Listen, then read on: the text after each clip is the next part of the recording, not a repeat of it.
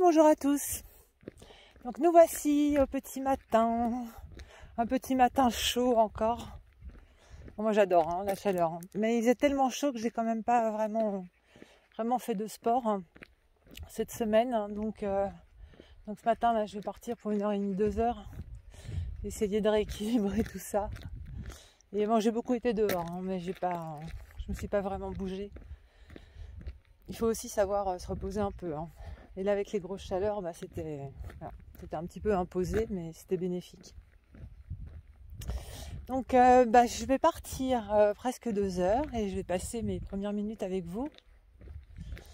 Et puis, je me dis, un jour, il faudra vraiment que je m'achète une perche. Parce que là, j'ai mon téléphone à bout de bras. Je ne sais pas si vous vous en rendez compte, mais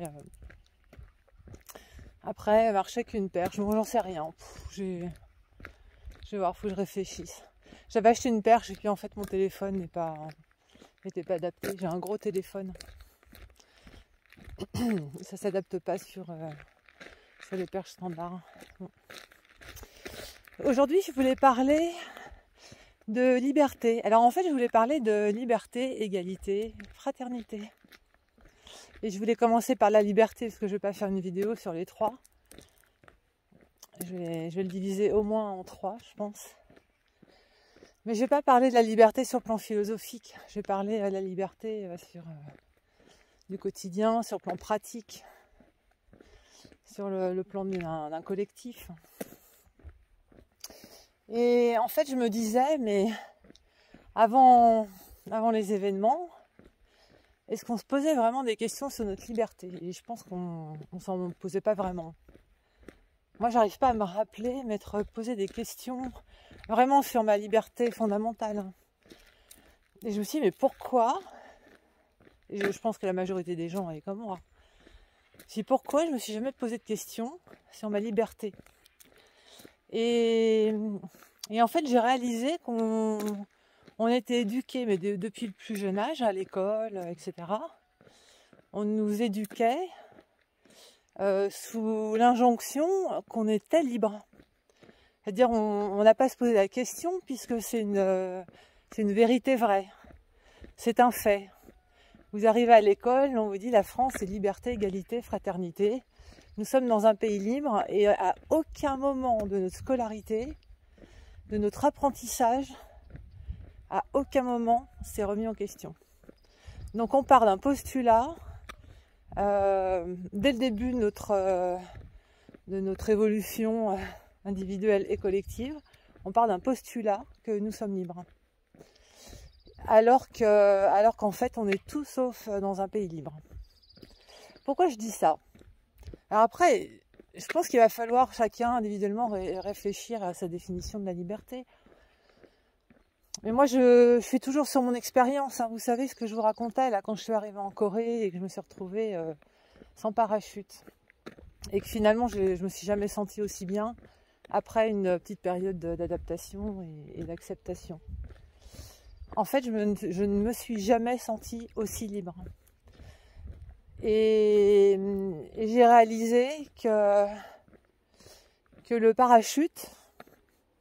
Alors oui, c'est vrai que si on prend le cas de sauter 200 mètres de haut d'un avion et qu'on n'a pas de parachute, voilà, évidemment on se crache. Mais cette idée de parachute social, d'assistanat social, en fait, est un frein à notre liberté. Parce qu'à partir du moment où on est assisté, où on sait en tout cas que bon, quoi qu'on fasse, on a quand même un filet de sécurité, on n'est pas enclin à prendre nos responsabilités. Donc on fait des choses en disant que de toute façon on n'aura pas à assumer nos responsabilités. Et vous pouvez me contredire si vous voulez, mais bon, moi je le vois bien autour de moi, je le vois chez beaucoup de jeunes. Combien de jeunes glandent un peu à l'école, à l'université, font le strict minimum et se disent bon c'est pas grave si je refais un an, ou je vais prendre une année sabbatique, ou je vais travailler 2 ans, ou alors il faut un apprentissage et après ils disent bah après je prends une année sabbatique, etc. Mais en fait ces jeunes là derrière, ils savent hein, que quoi qu'ils fassent, ils auront toujours leur sécurité sociale, ils auront toujours leurs APL, ils auront toujours un certain nombre de... voire le RMI en fait. Hein. J'en connais des jeunes 28, 30 ans qui n'ont pas très envie de bosser et qui décident de rester 2 ans au RMI pour profiter de la vie. Donc je pense que trop d'assistance, je vais arrêter de l'appeler assistana parce que je pense que trop d'assistance en fait nous empêche d'être libres. En fait, je pense que c'est de l'esclavage. Donc plus vous êtes assisté, plus vous avez de parachute, plus vous avez de filets, plus on vous propose de prendre les responsabilités à votre place si vous plantez, moins vous êtes libre. Alors je suis pas en train de dire qu'il faut rien, c'est pas ça que je suis en train de dire.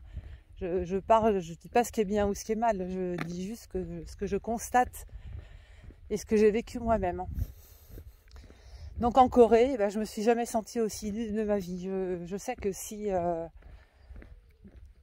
s'il m'arrivait quelque chose, il fallait que j'assume. Il fallait que je prenne mes responsabilités. C'est-à-dire que vous êtes toujours dans une agilité intellectuelle qui va vous faire anticiper la problématique possible, l'incident possible, l'accident possible de vie, pour pouvoir être sûr de pouvoir assurer le jour J sans avoir à compter sur un système qui n'existe pas. Et en fait, je pense que c'est un peu beaucoup le gros problème de la France. C'est-à-dire, on n'est pas éduqué, on fait croire que vous êtes libre, alors que vous êtes éduqué à ne pas l'être. Jamais à l'école, on va remettre en question vos chaînes.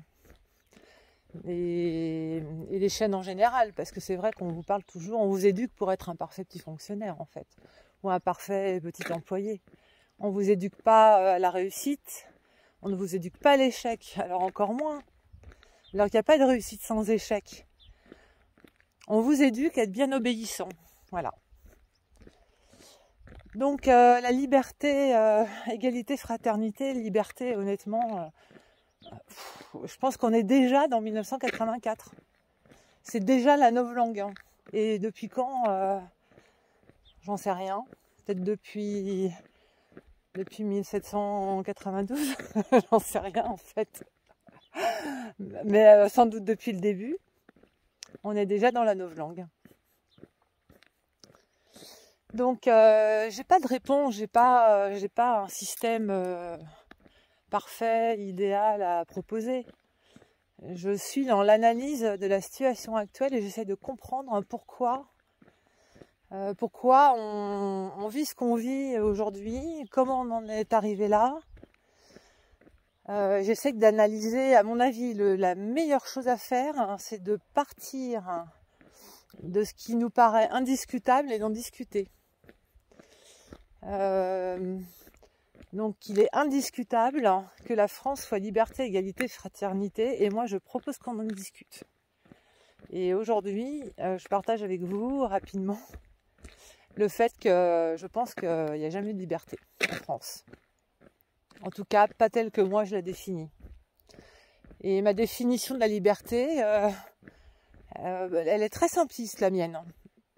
Être libre, c'est avoir le choix. Voilà. Alors, on a le choix de quoi aujourd'hui ?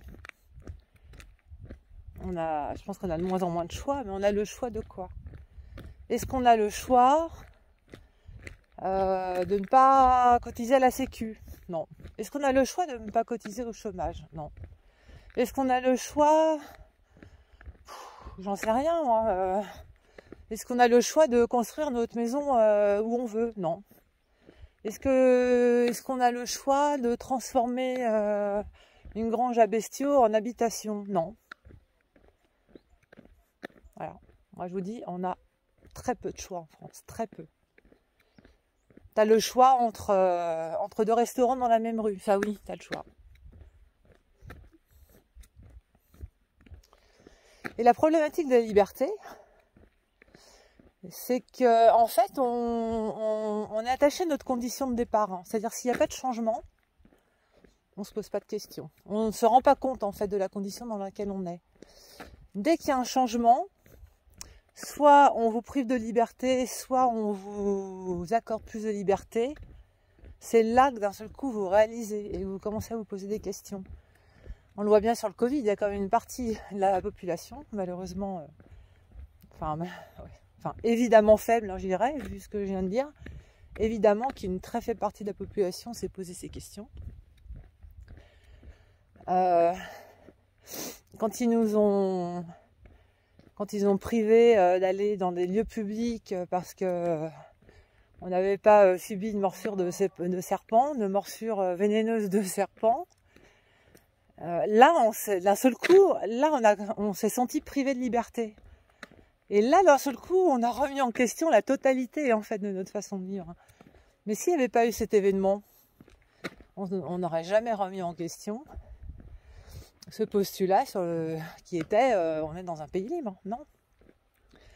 Et moi, c'était la même chose, le fait d'acquérir une forme de liberté ou de souveraineté en arrivant dans un pays étranger, c'est là que je me suis dit mais c'est incroyable, en fait, j'étais pas libre en France. Alors là, je parle des impôts, c'est très réducteur, hein. Il y avait plein d'autres sujets sur lesquels je me sentais beaucoup plus libre. Étant étrangère, j'avais pas la pression sociale du pays. On a une dictature sociale qui est incroyable en France. Et vous savez, sur Twitter, des fois, je suis un peu borderline, hein.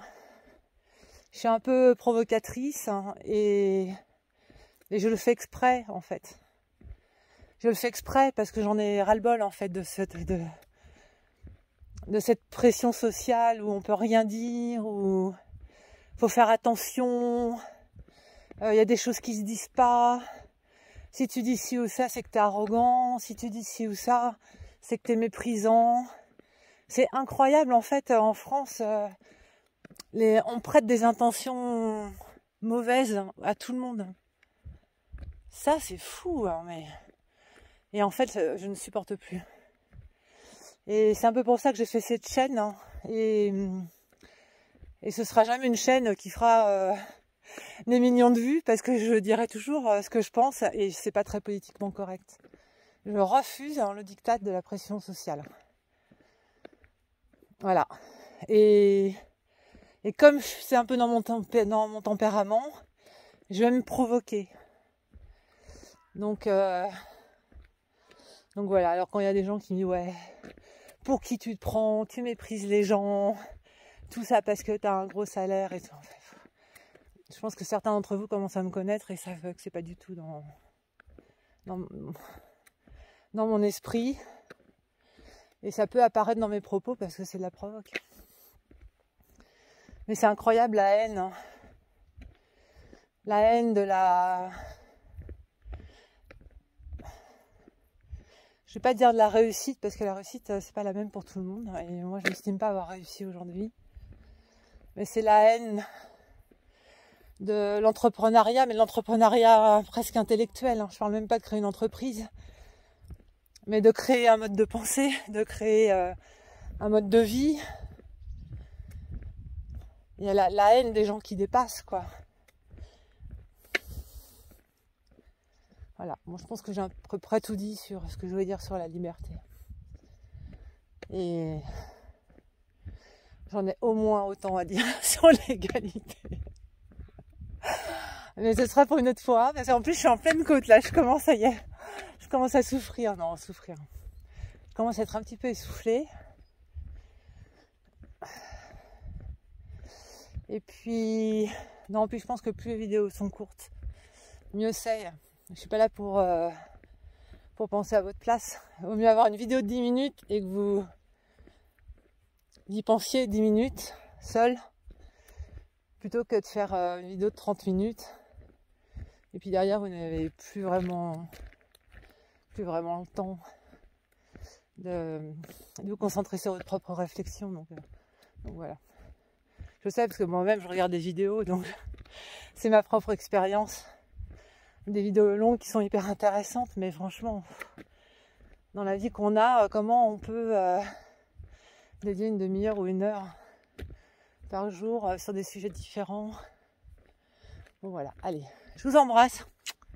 Prenez soin de vous et réfléchissez à votre liberté et à votre souveraineté. À bientôt.